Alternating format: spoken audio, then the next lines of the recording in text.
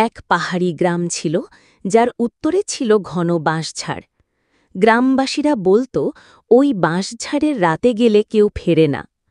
শোনা যেত প্রতি পূর্ণিমার রাতে সেখানে এক ডাইনি বের হয়। একদিন গ্রামের যুবক মিঠুন সাহস দেখিয়ে বলল, আমি প্রমাণ করব এসব শুধু গল্প।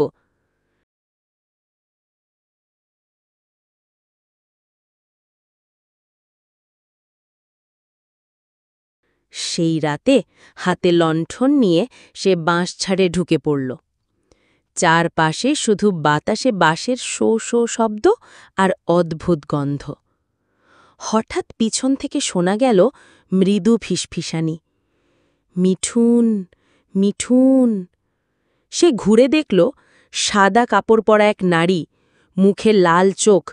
তাকে কি ভয়ানক লাগছে দেখতে! মিঠুন ভয়ে পালাতে লাগল, কিন্তু ডাইনি হেসে উড়ে এসে তার সামনে নেমে গেল। তুই কেন আমার বাঁশঝাড়ে এসেছিস? মিঠুন কোনো মতে দৌড়ে পালাতে লাগল, কিন্তু বাঁশঝাড় যেন শেষই হচ্ছে না। ডাইনি পেছন থেকে উড়ে উড়ে হাসছে, আজ তোকে ছাড়ব না। ঠিক তখনই আকাশে বিদ্যুতের মতো আলো ঝুলসে উঠল, আর মিঠুন জ্ঞান হারিয়ে পড়ে গেল। ভোর হলে গ্রামবাসীরা তাকে বাঁশঝাড়ের বাইরে অচেতন অবস্থায় পেল।